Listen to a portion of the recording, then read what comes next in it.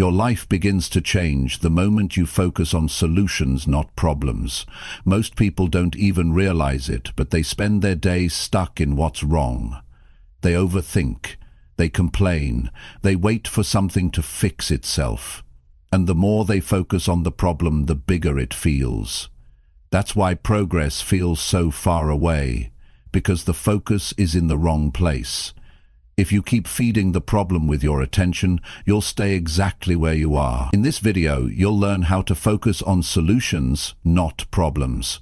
You'll understand how to take back control of your mind, how to stop letting your emotions make your decisions, and how to shift your attention toward what actually moves your life forward. This is real talk, real mindset work, and real results. No fluff, no hype, just clear, simple truths that will help you stop wasting time and finally start growing again. Chapter 1. Take full responsibility for what happens from now on. You know, one of the most important steps you will ever take in your life is this one right here, when you decide to take full responsibility for what happens from now on. Not for what happened years ago, not for what your parents did or didn't do, not for what your boss said last week, not for the way the world operates, but for your life from this moment forward. That kind of decision changes everything. It changes the way you think, it changes the way you respond, it changes the way you act, and most importantly, it changes what happens next. The moment you take full responsibility, you stop waiting for something outside of you to fix your life. You stop pointing fingers, you stop hoping that maybe someday your circumstances will magically get better, you stop giving your power away to other people or to the past. See, when people stay stuck in problems, it's because they're caught in a loop of blaming. Blaming is easy. Anyone can do it. You can blame your family, your past, your friends, your environment, your education, your job, the system, but none of that changes anything. Blaming doesn't build anything. It only drains your energy. It keeps your focus locked onto everything that's wrong instead of everything that could be right. And here's the truth. If you blame something, you hand over your control. You give away your ability to change. But when you take full responsibility, even when things weren't your fault, you take your power back. Responsibility doesn't mean it's all your fault. It means it's now your job to deal with it. And that shift is what creates forward movement. You can't grow if you're always explaining why you're not where you want to be. You can't improve if your energy is stuck in defending your pain. That's not how progress works. Growth begins when you say, "This is my life. It's not perfect, but I'm in charge now." Not your excuses, not your problems, you. When you take full responsibility, you start paying attention to what you can control. You begin to notice your habits, your patterns, your thinking. You ask better questions. You stop asking, "Why is this happening to me?" And you start asking, "What can I do about it now?" And that's how you shift from focusing on problems to focusing on solutions. Because problems will always be there. They're part of life. But how you show up to them, that's your choice. Every single day, you are given the chance to either complain or create. And the difference between people who move forward and people who stay stuck is not luck, it's responsibility. If you want change, you have to build it. You have to show up for yourself. No one's coming to push you every morning. No one's going to rescue you from your laziness or your procrastination. That's on you. And that's not a burden. That's your power. It's not about being perfect. It's not about having all the answers. It's about owning your effort, owning your time, owning your decisions. You start seeing results in your life the day you stop running from accountability and start building consistency. Every little action you take matters. Every time you choose to take one small step instead of getting stuck in fear, you make progress. But if you spend your days defending why you haven't changed, nothing will change. You have to be honest with yourself. What are you avoiding? What are you pretending not to know? What patterns keep showing up because you won't deal with them? See, responsibility is about confronting those truths. And it's not always easy, it's not always comfortable, but it's real. And real is what creates results. Most people spend more time describing their problems than fixing them. They repeat the same stories for years. They relive the same pain over and over. But talking about what's wrong doesn't solve what's wrong.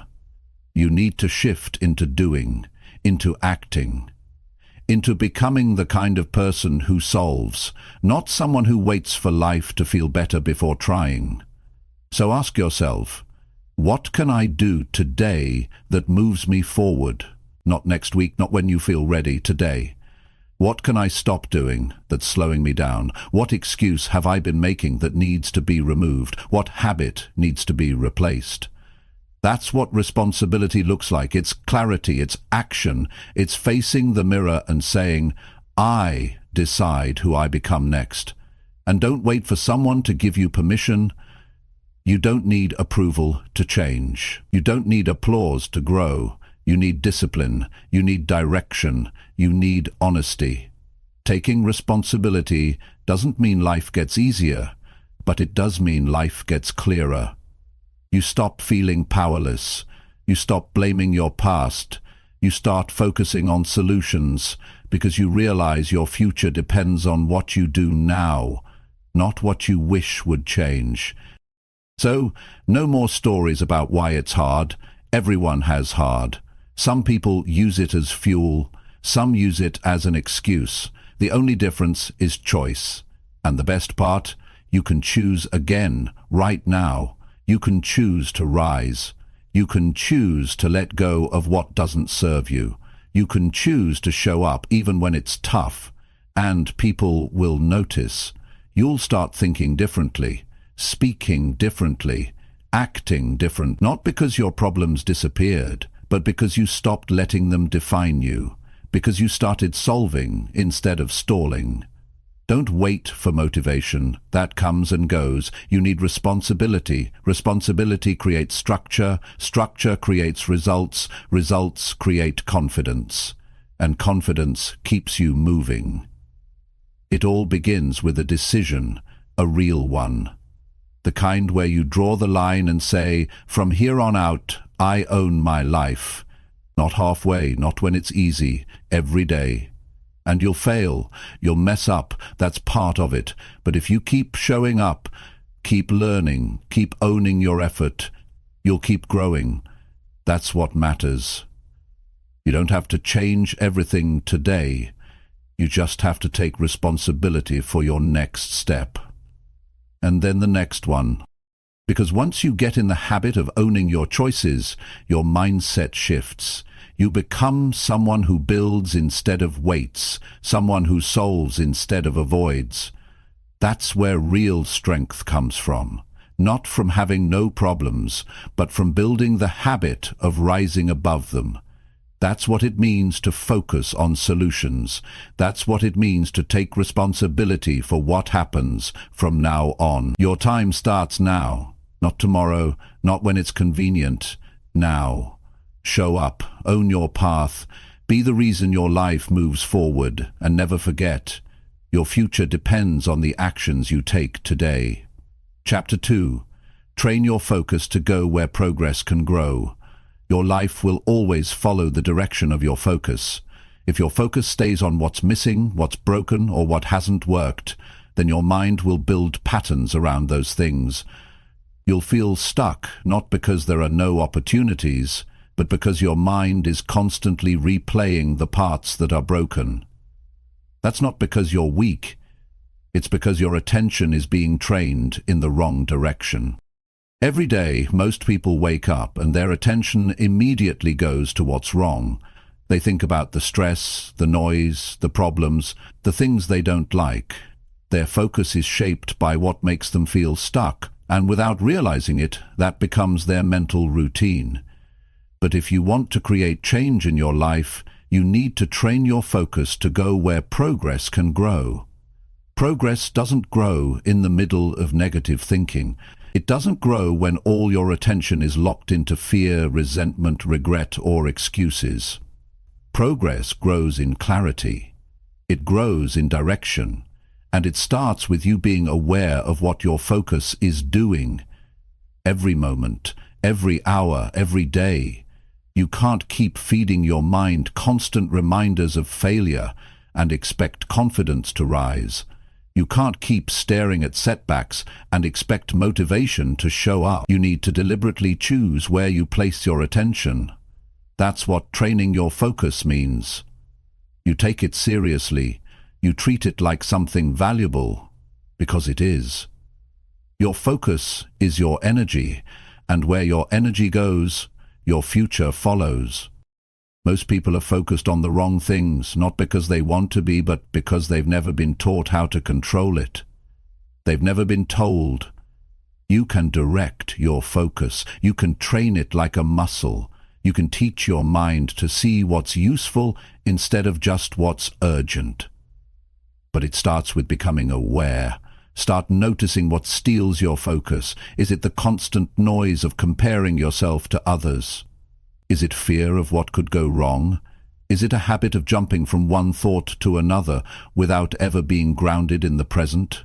If you don't catch it, your attention becomes scattered, and scattered focus leads to scattered results. Training your focus means slowing down enough to ask yourself, what am I actually giving my energy to right now? If the answer doesn't serve your growth, you need to shift it. This doesn't mean you ignore problems. It means you don't feed them more than they deserve. You see them, you address them, but you don't live inside them. Progress is built when you focus on actions, not distractions. When you wake up and choose to think about what you can build today. When you go through your day catching the moments your mind drifts into negativity and gently pulling it back to what matters. It's not about being positive all the time. It's about being aware and deliberate with your attention. You might feel overwhelmed some days. That's normal. But even in the middle of that, you still get to decide what gets your full focus. You still have the power to say, I'm going to give my energy to something that helps me grow, not something that makes me feel smaller. When you keep doing that, something changes. Slowly your brain starts to recognize progress as the normal way of thinking. You stop seeing everything as a problem. You start asking different questions. You ask, what can I learn from this? What's the next step I can take today? What would make this day just a little better than yesterday? And those questions pull your attention toward action, toward clarity, toward the kind of mindset that doesn't break down when life gets difficult. Because a focused mind is a strong mind, and a strong mind builds real change. People often say they don't have time to focus, but it's not about time. It's about attention.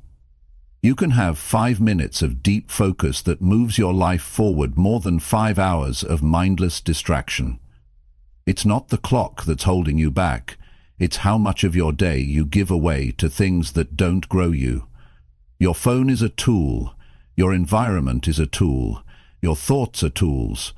But if you let those tools take over, your focus becomes fragmented and progress dies in a distracted mind. So how do you start training your focus? You practice every day. You take small moments to center yourself. You write down what matters to you. You set short goals that bring clarity. You track where your attention goes when you're tired, overwhelmed, or frustrated. You learn to catch your mind when it slips into patterns of overthinking, self-doubt, or anger, and you redirect it. This isn't something you do once. This is something you build. Focus is a practice. It's a skill. And like any skill, the more you work on it, the stronger it gets. The more consistent you are, the more natural it becomes. You don't need perfect focus. You just need better focus than yesterday. If your focus was scattered all week, but today you took 30 minutes to work with deep clarity, that's progress, that's growth. And that's how change begins. Small decisions, clear direction, real effort. Your attention is one of your greatest powers, but you have to use it like it matters. Stop giving it to everything that asks for it. Not every notification, not every opinion, not every memory deserves your focus. You get to choose, and when you start choosing more wisely, you start seeing new results. You start noticing that you don't feel as stuck. You feel more in control. You have more energy for the things that matter. You spend less time explaining why you feel behind, and more time building momentum. Progress is always possible, but it's only visible to those who are looking in the right direction. Don't expect to feel motivated if you're constantly watching things that drain you. Don't expect to feel disciplined if your focus is scattered across distractions. Your life needs structure. Your mind needs guidance, and that starts with training your focus. When you learn to do that, you stop waiting for the perfect moment. You stop searching for shortcuts. You start doing the work with a clear mind. You start building a life that moves forward, even when the circumstances don't feel perfect.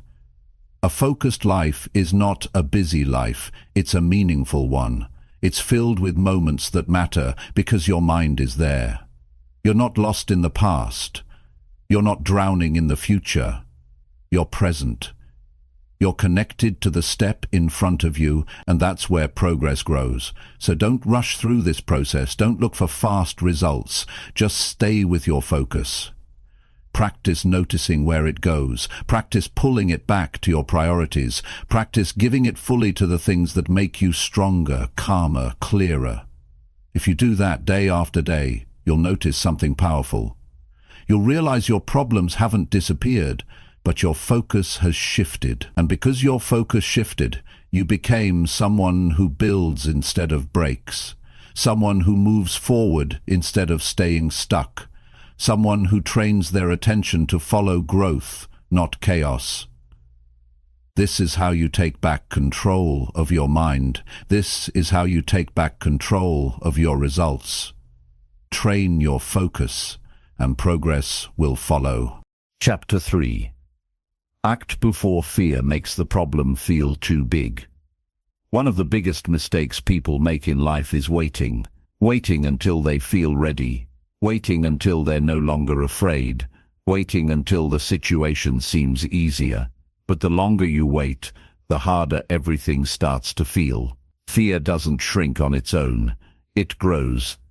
It multiplies. The more time you spend thinking about the problem without doing anything, the more impossible it starts to look. That's how your mind works. When you hesitate, when you pause too long, your imagination takes over and turns challenges into monsters. What started as a small step becomes a mountain in your mind, not because it's truly that difficult, but because you've allowed fear to stretch it out of proportion. That's why the most important action you can take is to move early. Act before fear has time to build. Act before the problem becomes exaggerated in your thoughts. When something difficult shows up in your life, your first instinct might be to pull back, to think more, to analyze, but overthinking rarely gives you more courage. What builds courage is movement. Doing one thing that proves to your mind you're not helpless, that you're not stuck, that you still have the ability to move forward no matter how unsure you feel. Fear will always find a way to grow if you give it space. If you let fear sit in your head too long, it starts controlling your voice, your choices, and your decisions. It tells you to stay safe. It reminds you of the last time you failed. It plays all the worst-case scenarios in your mind. But fear is not a signal to stop. It's a sign to start. Not recklessly, not blindly, but intentionally. Because the longer you stall, the more power fear gains. It's important to understand something very real about the way your brain works. Your brain is built to protect you. It scans for threats. It's always looking for danger, but it doesn't know the difference between real danger and discomfort. So when you feel nervous about making a move, your brain says, "Let's wait." And if you follow that voice, you create a habit of hesitation. That habit becomes automatic, and one day you wake up and realize you've been standing still for months or years, not because you're incapable, but because fear trained you to pause instead of push. You don't overcome fear by thinking about it. You overcome it by doing something that moves your life forward. That might be a small step. That might be a conversation. That might be applying for something, showing up somewhere, speaking up, committing to a plan. But the key is movement. Because once you move, your brain starts getting a new message. It starts learning that the discomfort is not deadly. That stepping forward didn't destroy you. That doing the hard thing gave you proof you can keep going. It's not about getting rid of fear completely. It's about refusing to let it lead. Fear might still be in the room, but you're the one walking. You're the one acting. And with every action, fear gets quieter. Because fear loses its grip when you stop feeding it your attention. Action gives you something fear can't touch: momentum. When you act, you gain ground. You gain experience. You gather real feedback instead of assumption. Most of what you fear will never happen. But you won't know that if you stay stuck in your head. The longer you wait, the more stories your mind creates. And most of those stories are based on worst-case thinking, not reality. When you act early, you take away fear's chance to build. You stay in control. You keep the problem small enough to solve. That's the advantage of acting before you feel fully ready. You catch the challenge before it turns into a crisis. You deal with it while it's still manageable. You prevent it from growing into something that drains your energy and clouds your judgment. People think courage feels like confidence, but courage often feels like shaking hands, a nervous stomach, a dry throat, and still doing the thing anyway. Courage doesn't come first, it shows up after the action. You build it as you go, and the more you practice doing hard things, the less control fear has over your choices. Don't wait for everything to feel certain. That moment might never come. Some clarity only arrives after you begin. You take one step, and the next step becomes a little clearer. You move, and your mind starts adapting. But if you wait for clarity before you move, you miss opportunities. You stay behind. You let fear guide your pace, and fear has no interest in your growth. It only wants your safety, and safety, while comfortable, never builds a meaningful life. Growth comes from doing. You grow when you stretch yourself. When you make a move, not because it's easy, but because it's necessary. Even small steps matter. They build mental strength. They show you what you're capable of. They create progress. And progress gives you energy. When you see movement, you feel motivated. When you feel stuck, you lose belief in yourself. That's why action is always the answer when fear starts speaking louder. You don't need to know everything to begin. You need to know what matters right now. You need to trust that progress doesn't come from perfect conditions. It comes from deciding, this matters to me, and I'm willing to act before fear takes over.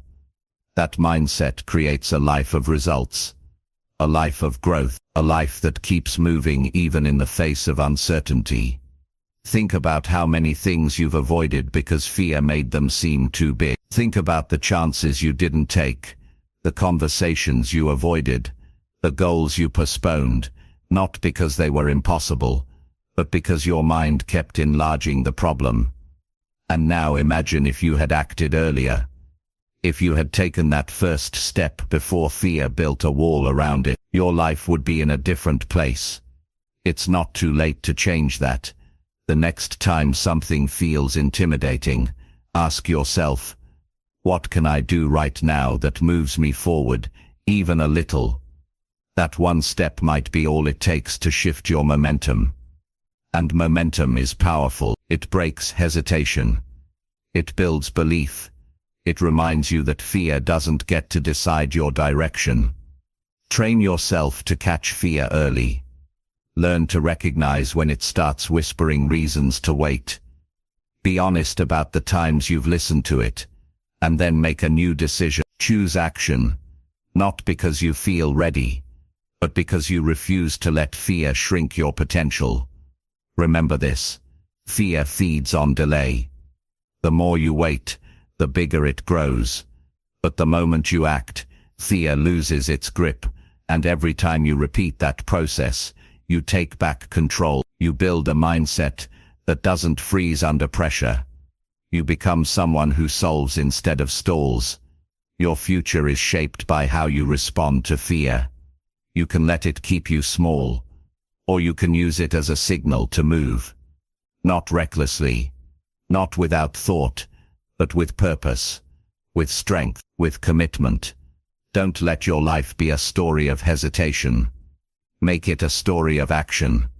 A story of moments where you felt the fear and moved anyway, where you made the call, sent the message, stood up, showed up, took the first step, because you knew that waiting would only make the problem feel bigger than it really was.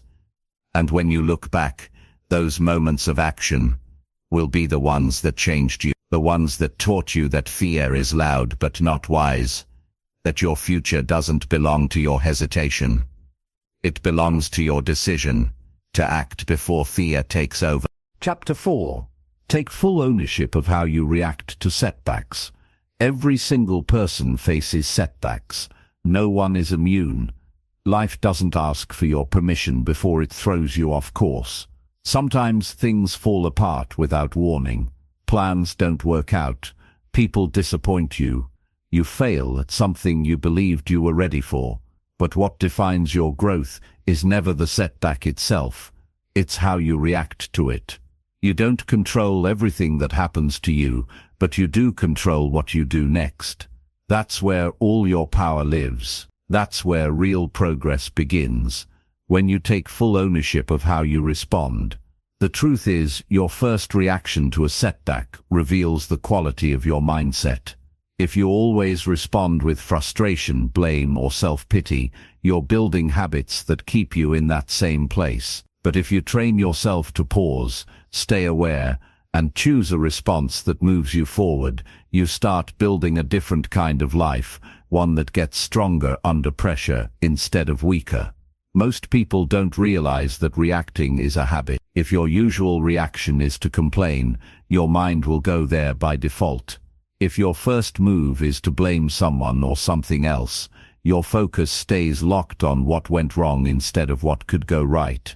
But when you take ownership of your reactions, you stop running in circles. You give yourself the chance to learn, to grow, and to make smarter decisions going forward. You can't avoid every obstacle, but you can decide how much power it gets over your thinking. That's what ownership is. It's not pretending everything's fine. It's not forcing yourself to be positive. It's standing up and saying, "This happened, and I will decide how I respond to it." That kind of thinking puts you back in control. It makes the setback smaller and your mindset stronger. Your reaction shapes your future more than the event itself. The same setback can destroy one person and develop another. The difference is in how each person chooses to handle it. Some people get bitter, some people get better. One is a decision to stay stuck. The other is a decision to grow. When something doesn't go the way you expected, take a moment. Don't rush to speak. Don't rush to post about it.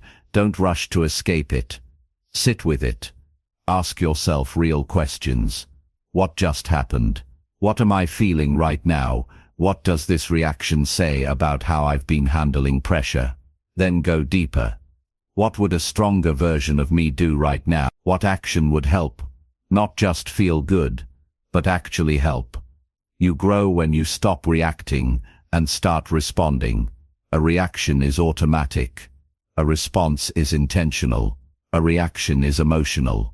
A response is grounded. When you build the ability to respond with clarity, you gain power that most people never even try to develop.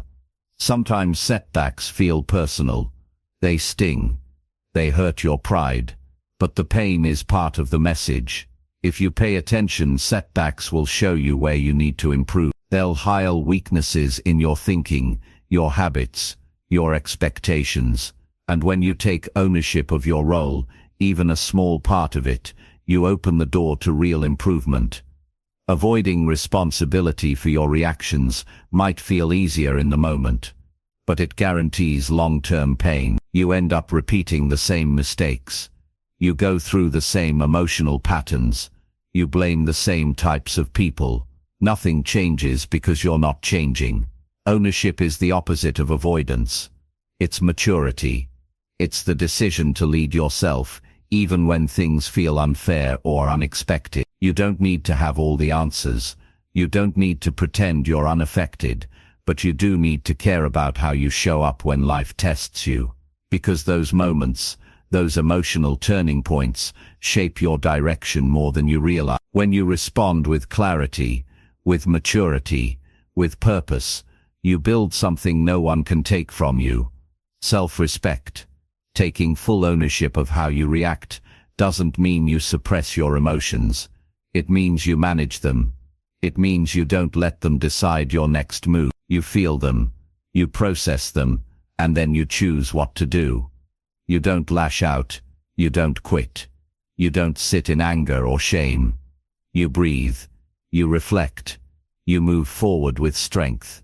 You also need to stop waiting for perfect circumstances to practice this. You won't learn how to respond better if you only work on yourself when life is calm. You learn in the heat. You grow in the challenge. You develop mental strength when you apply it in real time. Not when everything feels easy, but when things feel hard. And don't confuse responsibility with guilt. Ownership is not about blaming yourself for everything. It's about recognizing your power to choose your attitude, your focus, and your next action. That power is yours, even when things feel completely out of control. Even when you feel tired, misunderstood, or underfoughted, you still get to choose how you handle it. You also can't control how others respond to you, but you can always control how you respond to them. Some people will test your patience.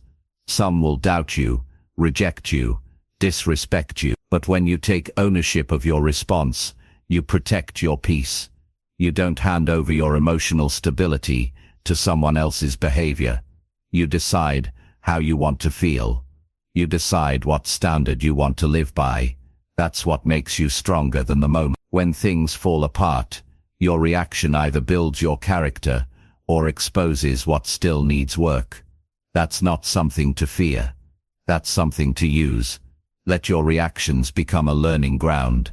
Pay attention to the patterns that keep coming back. Do you get defensive too quickly? Do you shut down? Do you try to avoid reality? Those reactions are habits, and habits can be changed. Start small. The next time something annoys you or stresses you out, catch your reaction. Pause. Don't let it take over. Ask yourself, is this how I want to respond? Is this who I want to be right now? That small pause is the beginning of a new habit, a better habit, a habit of conscious reaction. And that habit, repeated over time, creates maturity, strength, and clarity. If you really want to grow, study your reactions more than you study your plan. Your reaction shows you where your real work is. It shows you what still controls you. It shows you whether you lead your life or let your emotions lead you.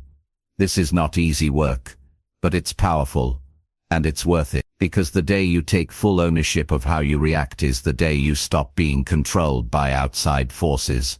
You stop being a victim of every setback. You stop depending on external things to keep you calm or strong. You become your own foundation. When you build that foundation, setbacks stop being permanent. They become temporary. They lose their power to define your mood, your self-worth, or your direction. You might still feel pain, but the pain won't control you.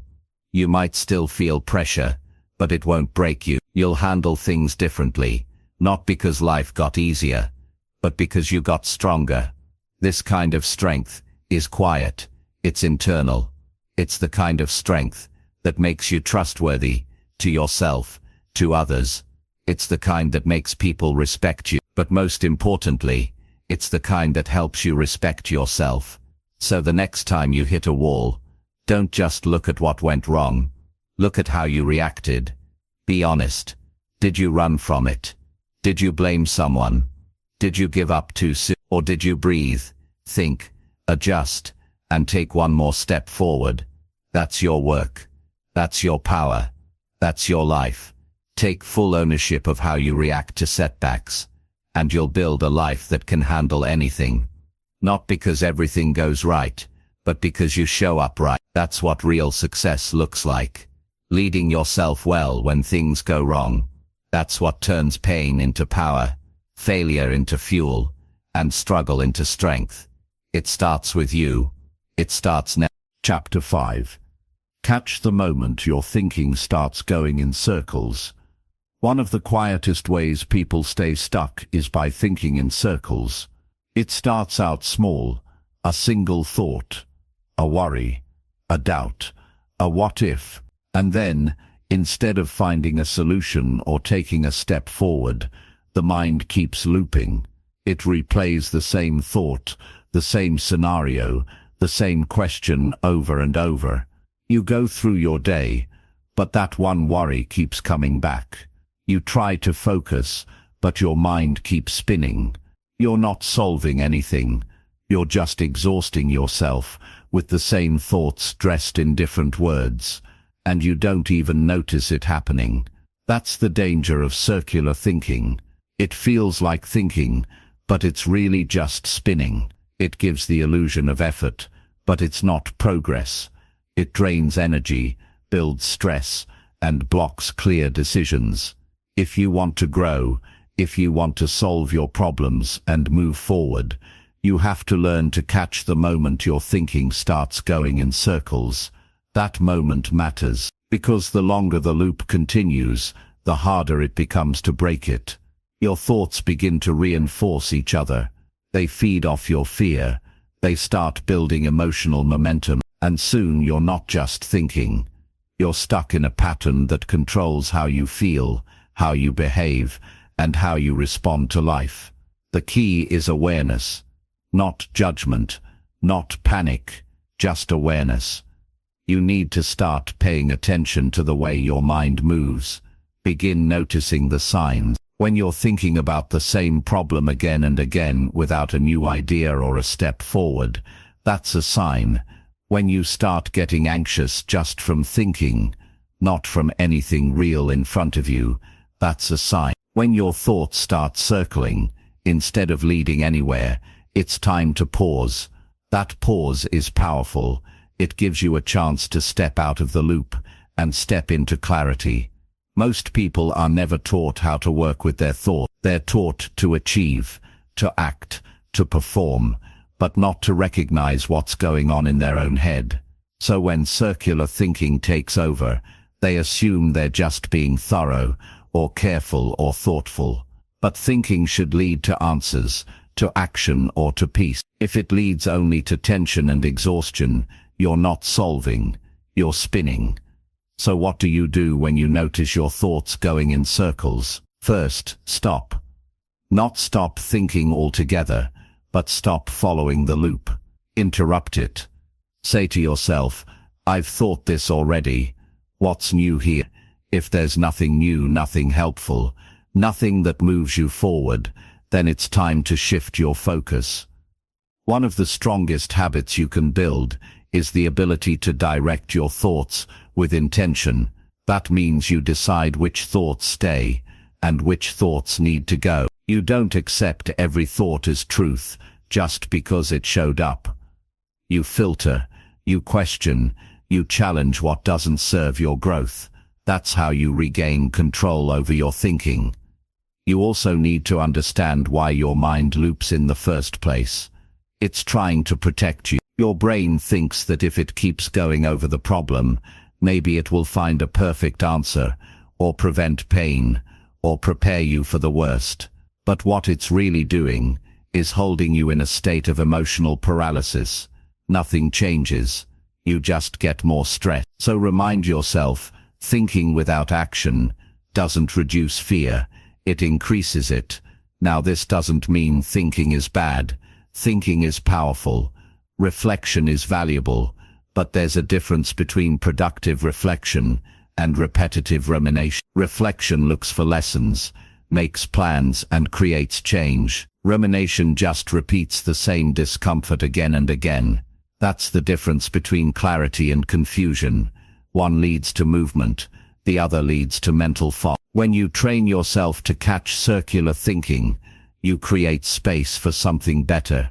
You open the door to new thoughts, new solutions, and a calmer state of mind. You stop feeding the cycle and start building a different pattern, one where your thoughts serve you, not control you. You can start by writing things down. When a thought keeps repeating, put it on paper.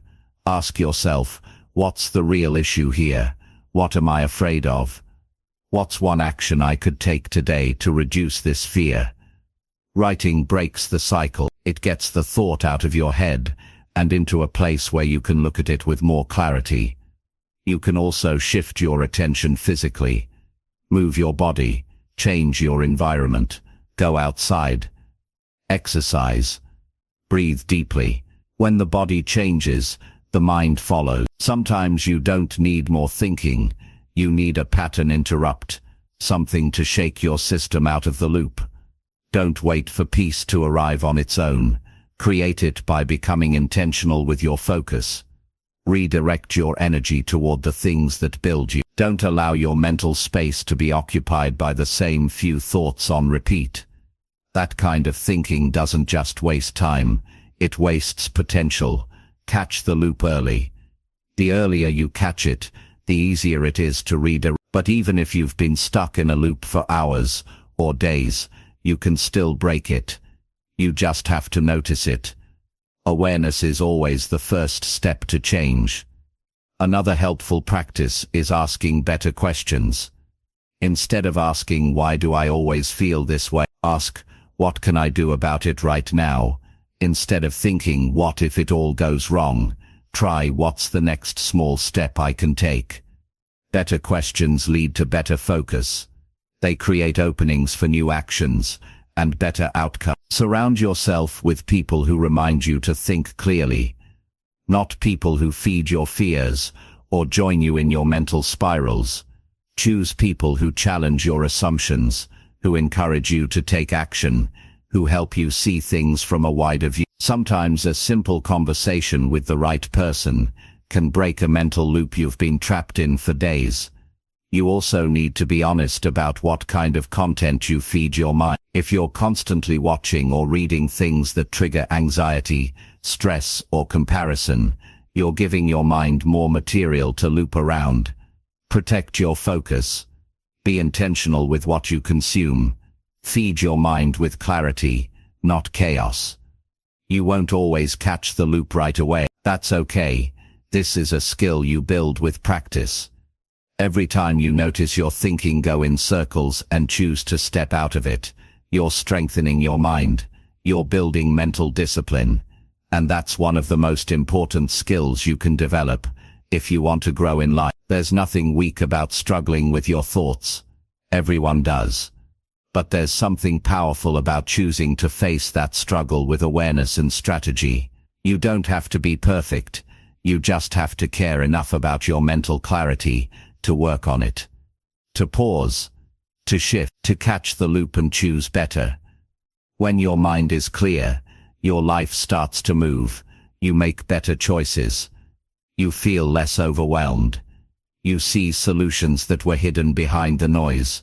That's what happens when you stop spinning and start directing your thought. Your life is shaped by the quality of your focus. And the quality of your focus depends on how quickly you catch your mind when it starts circling.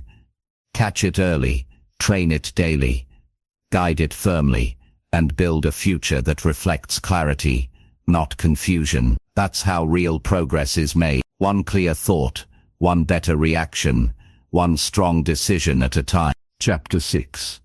Create space to think, instead of rushing into panic. Most people are trained to react, not to think.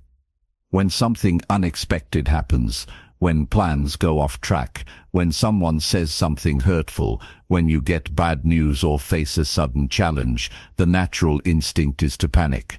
You feel it in your chest. Your thoughts speed up, your breathing shortens, your decisions become fast, emotional, and often poor.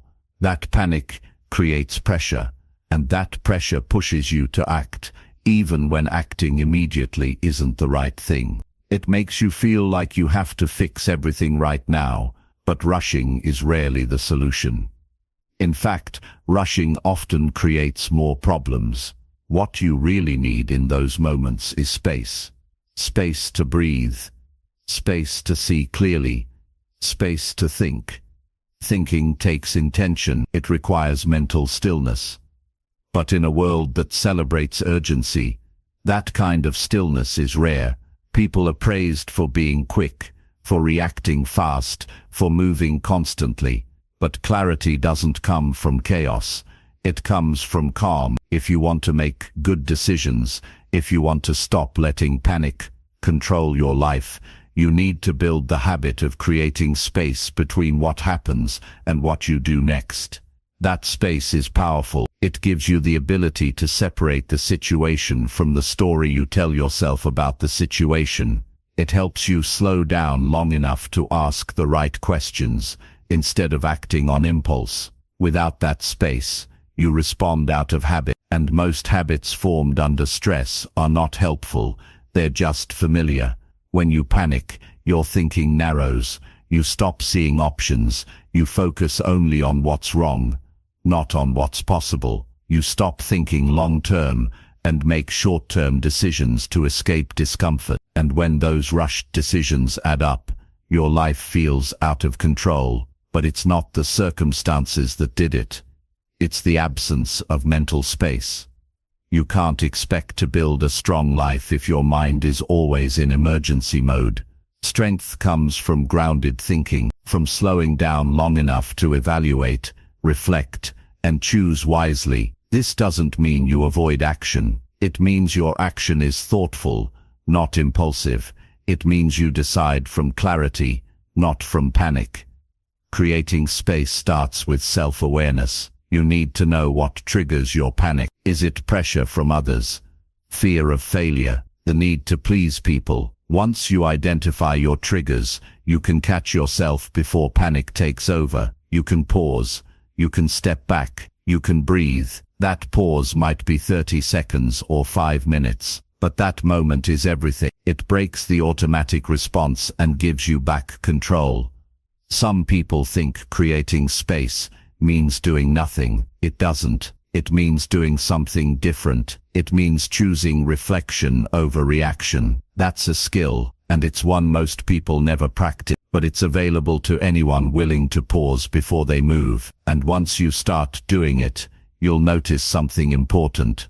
Most of the pressure you feel isn't coming from the outside. It's coming from inside your own mind. Your thoughts, your expectations, your fear of being wrong or looking weak. But when you step back and breathe, that pressure starts to shrink. The problem doesn't disappear, but your ability to handle it grows. That's the difference between reacting and responding. One feels urgent and chaotic. The other feels deliberate and focused. To build this habit, you have to create systems in your life that support stillness. Maybe it's taking 5 minutes in the morning before your day begins, just to sit quietly and center yourself. Maybe it's journaling in the evening to release the mental noise. Maybe it's learning to say, I need a moment, when a situation feels emotionally charged. These small practices make a big difference. They train your mind to seek space instead of spiraling into panic. You can also train your body to support this process. When your body is tense, your thoughts follow. When your breathing is shallow, your mind feels pressure. But when you relax your body, when you breathe deeply, When you slow your movements, your brain gets the message. It's safe to think, and that's when better ideas come. That's when you see the full picture instead of just the problem. In high-pressure moments, most people want quick answers, but what they need are better questions. Questions like, what matters most right now? What's one smart thing I can do? What's within my control? Asking questions opens your thinking. It pulls you out of fear and into focus, and that's where good decisions are made. Don't expect others to create that space for you. In fact, people around you might want quick decisions. They might rush you, pressure you, or expect you to react immediately. But that's not your job. Your job is to stay grounded, to protect your clarity, to value your peace more than their expectations. Because if you give up your thinking space to please everyone around you, you lose yourself, and a life without mental clarity becomes reactive, chaotic, and empty. Protect your time, protect your thoughts. If something feels urgent, ask yourself, is it really urgent? Or is it just uncomfortable? That distinction is important. Not everything that feels urgent deserves immediate action. Some things need space. They need time to breathe. They need quiet thought. And the more you give yourself that, the more confident you become in your choices. This is not about being slow. It's about being smart. It's about making decisions that serve your future, not just your emotion. When you rush, you satisfy the moment. When you think, you serve the long term, and life rewards those who can hold both urgency and clarity at the same time. You're going to face situations that test you. People will misunderstand you. Plans will fall through. Emotions will rise. But that doesn't mean you need to panic. That's your old habit. That's the reaction you used to rely on when you didn't know there was a better way. Now you do. Now you can pause. Now you can create space. You can say, I don't need to figure this out in the next 5 minutes. I need to think clearly. I need to understand what's happening. I need to move from strength, not from fear. And the more you do this, the more you trust yourself. You stop fearing problems because you know you can handle them with a calm mind. You stop avoiding pressure because you've trained yourself to stay grounded in it. That's what builds real confidence. Not the absence of challenge, but the ability to think clearly when it comes. This kind of control doesn't show up overnight. You build it over time. Each time you pause instead of panicking, you're changing your pattern. You're building a new pathway in your brain, one that says, I don't need to rush. I don't need to react. I can think. You'll start to notice that people around you react to life very differently. Some people always seem frantic, always stressed, always overwhelmed. Others seem composed, thoughtful, effective. The difference is not that one has fewer problems, it's that one has learned to protect their space. They've trained themselves to pause, and that's what you can do too. You deserve that kind of peace. You deserve to live with intention, not just reaction. You deserve to trust yourself, even in uncertain moments. But that starts with one decision, the decision to create space. Not tomorrow, not when things calm down. Now, in this moment, in the next challenge, in the next pressure-filled situation. You get to choose, you get to breathe, you get to think. And once you start living that way, you'll wonder why you ever gave panic so much power. You'll see how much better life works when you give your mind the time and space it needs to lead you forward. And you'll build a future, not out of reaction, but out of real thoughtful, steady action. That's how strong minds are built. That's how wise choices are made. And that's the kind of life you were meant to create. Chapter 7. Ask yourself what would actually help right now. Most people don't realize how often they get in their own way simply because they don't pause to ask the right question. They get caught up in frustration, doubt, stress, or confusion, and they keep pushing through it, repeating the same thoughts, the same complaints, the same behaviors, without stopping to reflect. But progress doesn't come from pressure alone. It comes from clarity. And one of the fastest ways to find clarity is to ask yourself a simple question in the middle of the mess. What would actually help right now? Not what feels good. Not what looks impressive. Not what others expect. What would actually help right now? That question cuts through the noise. It forces your mind to shift from overthinking into practical thinking.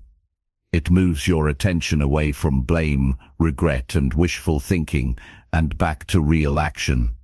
It's not a complicated question, but it's one that very few people ask themselves in the moments when they need it the most. When your day is falling apart and nothing seems to be working, what would actually help right now?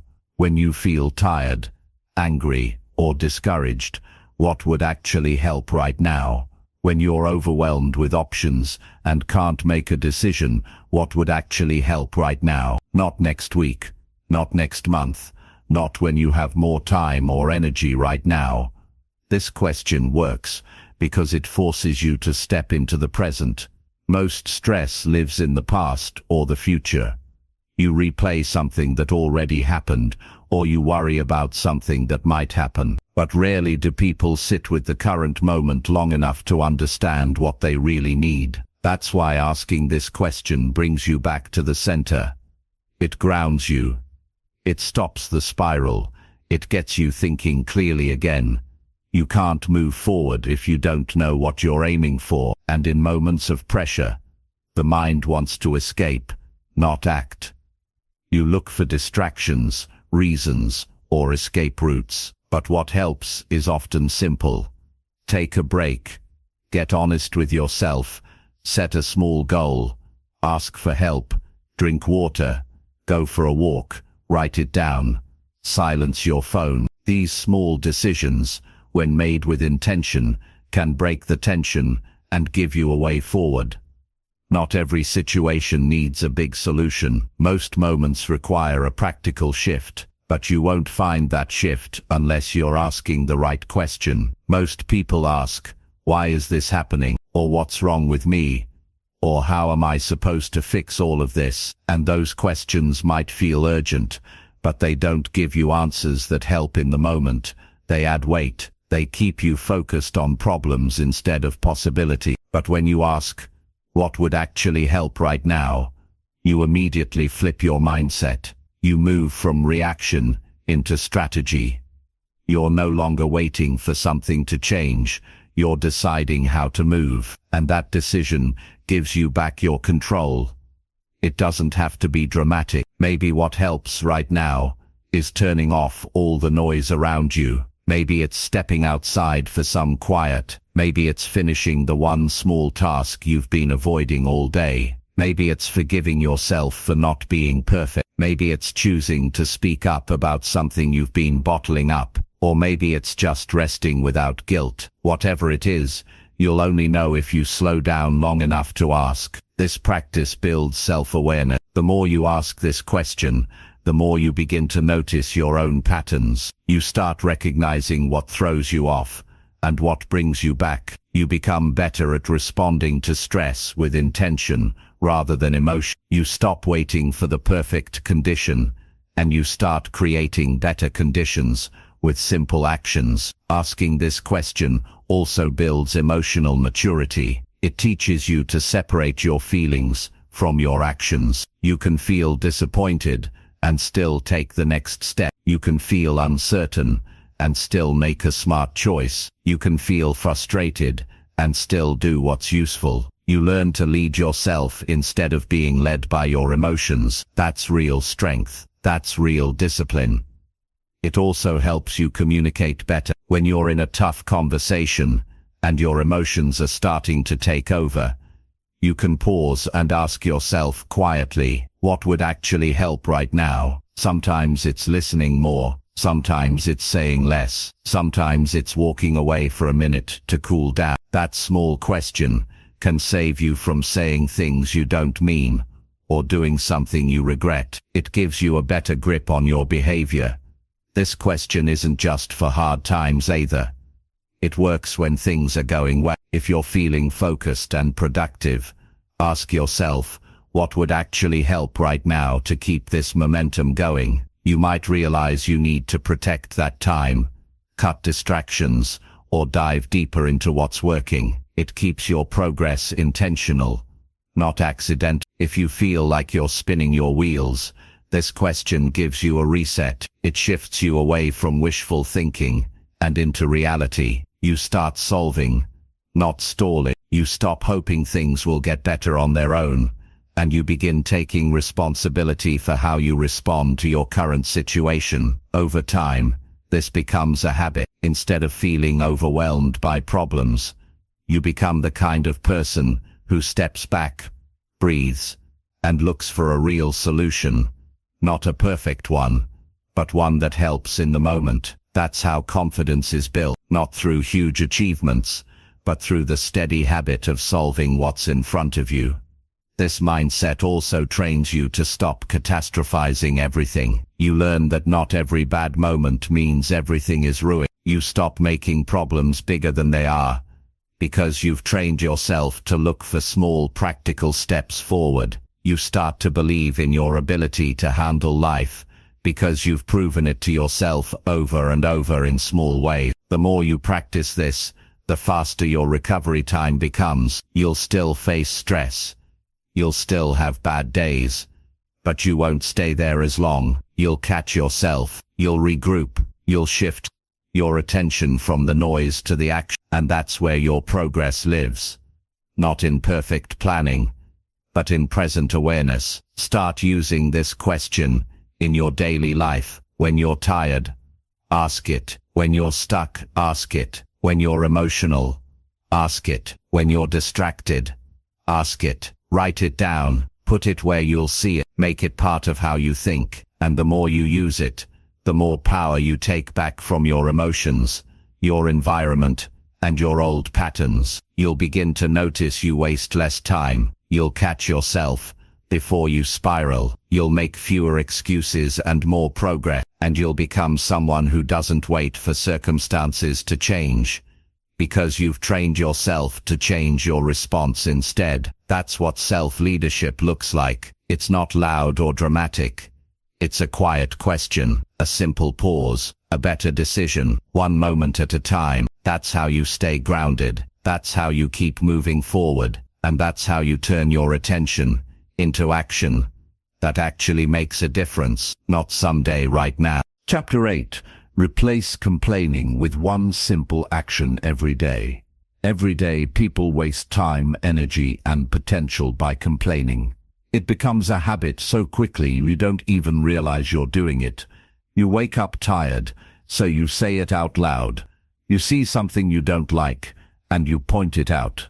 Someone makes a mistake, and you talk about it to someone else. You hear bad news, and you add your voice to the noise. Little by little, this habit builds a mindset, and that mindset creates a life. A life that's reactive, negative, stuck. Because the more you complain, the less energy you have left to change anything. Complaining doesn't fix the situation. It doesn't make you stronger. It doesn't give you a better outcome. It simply keeps you focused on what's wrong. And when your attention stays locked on what's wrong, you stop seeing what's possible. You stop looking for what can be done. You spend your day in frustration instead of progress. It's easy to complain. That's why so many people do it. It doesn't take discipline. It doesn't take courage. It takes nothing from you, except your peace and your power.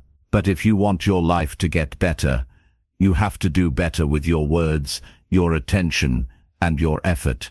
And the best place to start is simple. Replace complaining with one useful action every day. One small action, not a perfect solution, not a huge leap. Just one thing that moves your life in the direction you say you want. Because what you do daily shapes who you become. If your daily habit is to find something to complain about, you become someone who sees the world through frustration. If your daily habit is to take one step forward, no matter how small, you become someone who builds progress instead of talking about problems. Most people complain because it feels like release. You're upset. Something didn't go right, and you want to let it out. You want someone to hear it. You want to feel validated. That's understandable. But you have to ask yourself, what does this do for me? After I complain, what's actually better? Did the problem go away? Did my mindset improve? Did I grow? Or did I just waste more time sitting in what I already knew? Now imagine if every time you caught yourself complaining, you stopped and asked yourself, what's one thing I can do right now that helps? Maybe it's sending an email you've been avoiding. Maybe it's organizing something in your space. Maybe it's checking off one item on your list. Maybe it's apologizing. Maybe it's drinking water and resetting your energy. It doesn't have to be big. It just has to be different from complaining. That shift builds a powerful habit. You teach your brain that discomfort doesn't need to be expressed through negativity. It can be transformed through action, and that action creates motion. It creates momentum. You stop repeating the same emotional patterns because you're interrupting them with real movement. This doesn't mean you suppress your feelings. It means you respect them enough to do something useful with them. If something upsets you, notice it. But don't just talk about it. Move with it. Ask yourself, what would progress look like here? Then take one step in that direction. That's how you take responsibility without being overwhelmed. One moment, one choice, one shift in direction. When you replace complaining with action, your confidence grows. You begin to trust yourself again, because instead of relying on someone else to make things better, you're showing up for yourself. You're being the kind of person who handles things, even when it's inconvenient. Even when you're tired, even when it's not fair. You don't need to be perfect. You don't need to fix everything. You just need to stop using your words to describe how stuck you feel, and start using your time to change what you can. The results won't always show up right away, but your mindset will shift instantly. Because deep down your brain knows the difference between expressing and improving. And the second you take action, it knows you're leading your life instead of being led by circumstances. The habit of complaining creates mental fatigue. It wears you out before the day even begins. It makes you feel powerless, because all you're doing is reacting. But when you build a habit of small daily action, you build emotional resilience. You learn that even on the worst days, you still have choices. You still have the ability to respond instead of repeat. Start small. Pick one moment in your day when you notice yourself complaining. That could be in traffic, at work, at home. Catch it. And right there, do something instead. If you're stuck in traffic and getting annoyed, use that time to learn something.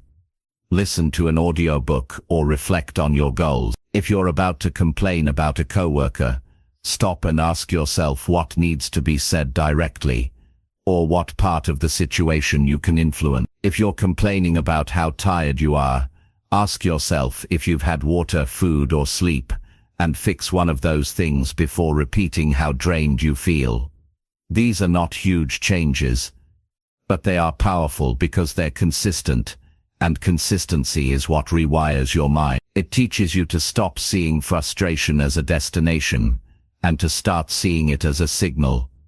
A signal that something needs to change. A signal that you're ready to move. A signal that you have the power to do something else.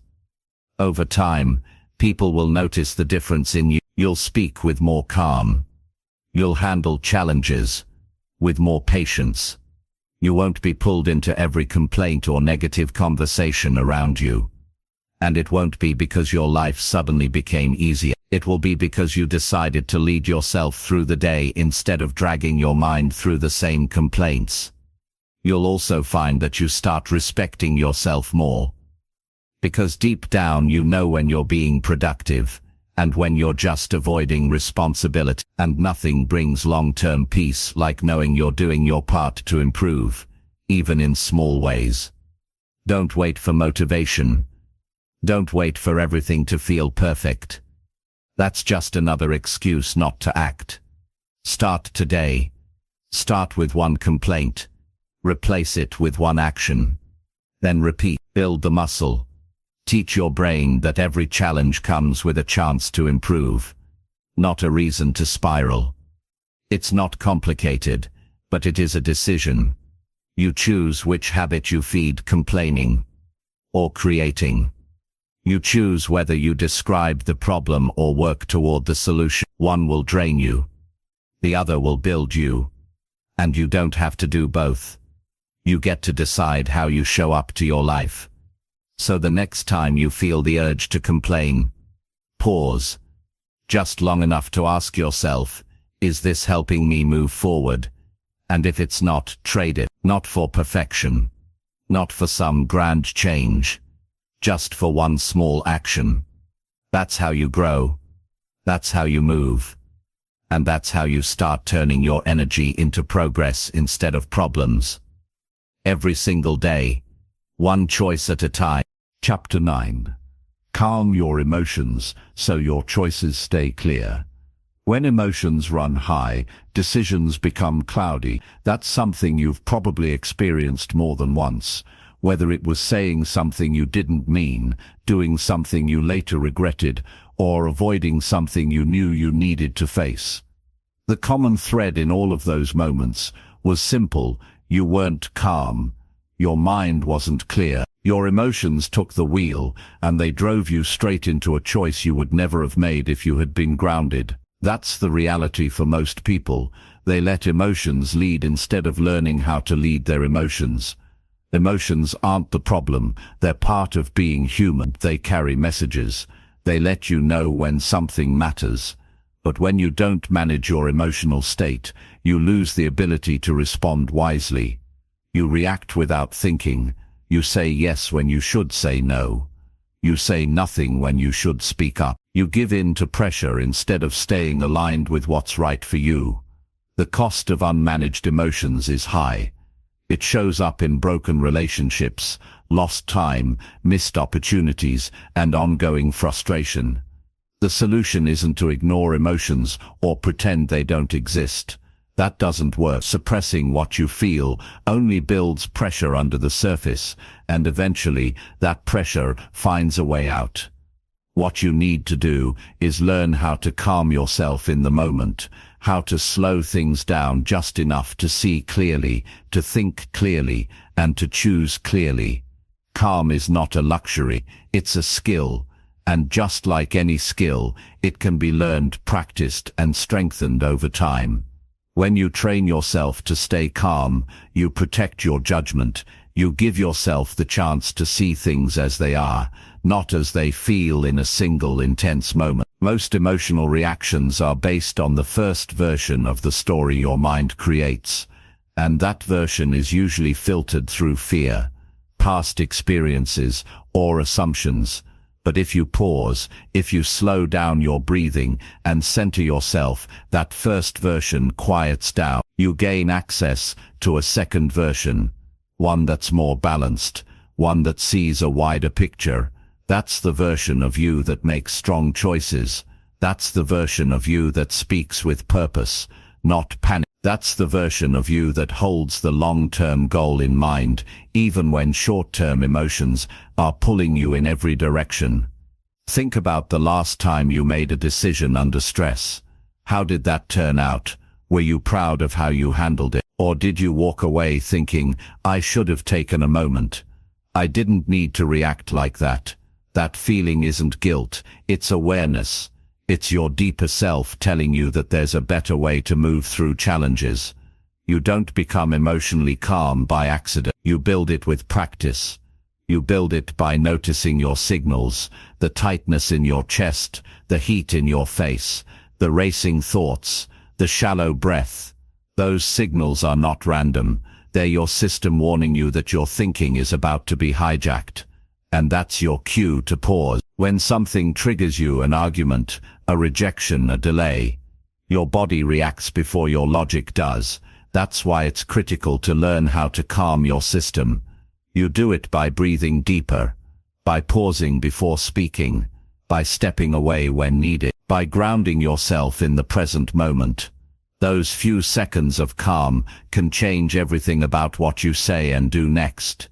In those seconds, ask yourself a simple question. What do I really want from this situation?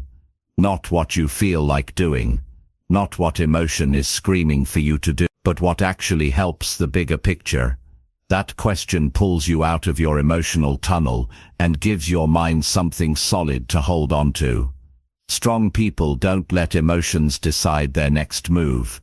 They use emotions as data, not command. They feel what they feel, but they wait before they act, and in that waiting, they choose with clarity. That's what separates a good decision from a destructive one. The ability to stay calm long enough to remember who you are and what you stand for. You might not get this right every time. That's okay. The goal is not perfection. The goal is progress. Catching yourself 1 time out of 5 is better than never catching yourself at all. And the more often you do it, the easier it becomes. Eventually your natural response to stress or conflict won't be to explode or shut down. It will be to breathe, to reflect, and to act with intention. There are people who've lost years of progress because of one emotionally driven choice. They walked away from something valuable. They said something that couldn't be unsaid. They made a decision out of fear or anger that created consequences they couldn't undo. And every single one of them would tell you the same thing. They wish they had taken just a little more time, just a little more space to calm themselves before reacting. You don't have to become someone who avoids emotion. You just need to become someone who handles it wisely, who respects it but doesn't bow to it, who allows it to be felt but not followed blindly. That takes strength. It takes awareness. It takes discipline. But it's worth it. Imagine how much stronger your relationships would be if you learned to pause before reacting. Imagine how much more consistent your progress would be if you didn't let frustration steer your decision. Imagine how much clearer your thinking would be if you trained yourself to stay steady when things around you feel uncertain. That's the power of calm. It's not loud, it's not flashy, but it's strong. It's the kind of strength that holds your future together when things start to shake. It's the kind of strength that keeps your reputation intact, your focus sharp, and your integrity unshaken. Start practicing in small moments. When something annoys you, don't rush to complain. Breathe instead. When someone misunderstands you, don't jump to defend yourself. Listen first. When something unexpected happens, don't rush to fix it out of panic. Take a moment to assess. Those small decisions build the habit, and that habit builds emotional leadership, the ability to guide your inner world, no matter what's happening in the outer one. You are not your emotion. You experience them, but they don't define you. They don't control you. They don't decide your path, unless you hand them the power. Keep that power. Own it. Use it. Build a life that's not ruled by reaction, but led by wisdom. You can't stop emotions from coming, but you can stop them from making decisions you'll regret. That's your job. That's your responsibility. And that's your freedom. The more you practice calm, the more peace you create. And from that peace, better decisions follow. Clear thinking follows. A stronger, more stable future follows. So the next time your emotions start rising, remember, you don't need to match their speed. You don't need to move with them. You need to pause, breathe, and choose. That's where your power lives. That's how you protect your clarity. That's how you create a life that's not just reactive, but wise, stable, and deeply aligned with who you truly want to be. Chapter 10. Keep going even when your results feel too slow. Progress doesn't always look exciting. It doesn't always come with applause, clear milestones, or big wins. Most of the time it's slow, quiet, ordinary, and that's what makes it so difficult to stay committed. When you're working hard and not seeing results as fast as you hoped, it's easy to start questioning everything. You start wondering if you're wasting your time, if you're doing something wrong, or if maybe it's just not meant for you. That kind of thinking creeps in when effort isn't followed by quick reward. But here's what you need to understand. Slow results are still results. The pace may not be what you expected, but if you stop now, you erase every step you've taken so far. Real growth isn't fast. It's consistent. It's built through repetition, small choices, daily effort. The kind of progress that lasts doesn't happen overnight. It happens quietly, behind the scenes, when no one is watching, and nothing seems to be changing. But something is changing. You just can't see it yet. That's the part that requires belief. Not blind hope, but strong belief grounded in discipline. Most people don't fail because they don't have talent or potential. They fail because they stop too soon. They walk away in the middle of the process because they expected results to match their effort right away. When it doesn't happen like that, they assume it's not working. But what they don't realize is that slow progress is part of how the process works. Your mind, your habits, your outcomes, they all need time to shift. It's not about instant gratification. It's about long-term transformation. Think about how long you spent building your current habits. Years, maybe decades. You can't expect to reverse them in a week. You're not just changing what you do, you're changing how you think, how you respond, how you carry yourself in the face of challenge. That takes time. And if you walk away every time it feels slow, you never give yourself the chance to reach the result you were aiming for in the first place. You have to learn to move without needing constant evidence that it's working. That's the kind of maturity most people never develop. They're driven by how they feel instead of what they've committed to. When they feel excited, they act. When that feeling fades, they stop. But discipline says, I'll keep going anyway, even when it's boring, even when it's hard, even when I don't feel motivated. Because the goal still matters. Because I'm not doing this for applause, I'm doing it for growth. That's the mindset that creates something meaningful. You don't have to go fast. You just have to go steady. Keep doing the right things. Keep showing up.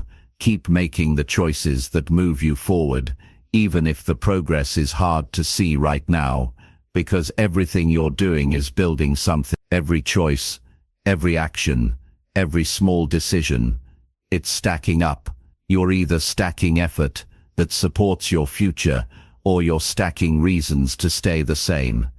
The speed doesn't matter as much as the direction. When you feel discouraged, when the days feel long and the results feel invisible, remind yourself that this is the part most people give up in. And that's exactly why you should. Because if you stay consistent through the slow seasons, you become the kind of person who can handle success when it comes. You develop the patience, the strength and the mindset required to keep going once you actually get the result you've been working for. People often say, it's not working, when what they really mean is, it's not working fast enough. But if you've been putting in the work, if you've been honest with your effort, and if you've been doing the right things, even inconsistently, then you're moving forward. You just have to keep going long enough for the process to catch up. You can't rush real change. You can't speed up growth just because you want it to happen faster. It takes what it takes, and it's your job to keep showing up during the wait. That wait is where you build character. That wait is where you learn the difference between interest and commitment. Anyone can be interested when it's new and exciting, but staying committed when the excitement wears off, that's where transformation happens. This is where most people look for shortcuts. They want the quick fix, the overnight success. But what they don't realize is that every shortcut has a cost, and that cost is often a weak foundation. If you get something too fast, you're not prepared to hold on to it. You haven't built the habits or the strength to maintain it. That's why slow growth is actually a gift. It prepares you. It strengthens you. It makes you ready for what's coming. Remind yourself why you started. Go back to the reason, the goal, the future you imagined when you first committed to this path. That vision still matters. It's still real. It's just waiting on your consistency to catch up. Don't let the slow pace convince you to stop. Keep building, keep working, keep choosing the action over the excuse. Every day, no matter how small, no matter how long it takes, you're not stuck because you're slow. You're only stuck if you stop. Slowness is not failure. It's a sign that you're doing the hard work, that you're walking through resistance, that you're building something real. Don't compare your journey to anyone else's timeline. You have no idea how long they've been working behind the scenes. Focus on your own pace, on your own progress, on your own direction. The world moves fast. Social media shows results, not the work behind them. Don't fall for the illusion that everyone is moving faster than you. They're not. Everyone has seasons of slow growth, setbacks and waiting, but the ones who keep going, the ones who stay consistent through those seasons, those are the ones who reach their goals. You're doing better than you think. The fact that you're still here, still trying, still showing up, that means something. That means you're in this for the right reason. Don't let frustration distract you from what's still possible. Don't let impatience convince you to give up on something that still has value. You don't need massive wins every day. You need to keep your head down and keep moving. One step, one task, one choice at a time. Some days will feel slow. Some days will feel like nothing changed. But if you look back over time, you'll see it, the shift, the growth, the new mindset, the stronger version of you. Stay focused. Stay steady. Don't quit just because it feels quiet. That quiet is where your strength is being built. That silence is where your next breakthrough is forming. You don't have to see it yet to believe in it. Just keep going, and when you want to give up, remember this. Slow progress is still progress, and the only way to lose is to stop. So don't. Keep moving, keep building, keep believing. The results will come. Maybe not today, maybe not tomorrow, but they will come, and when they do, you'll be glad you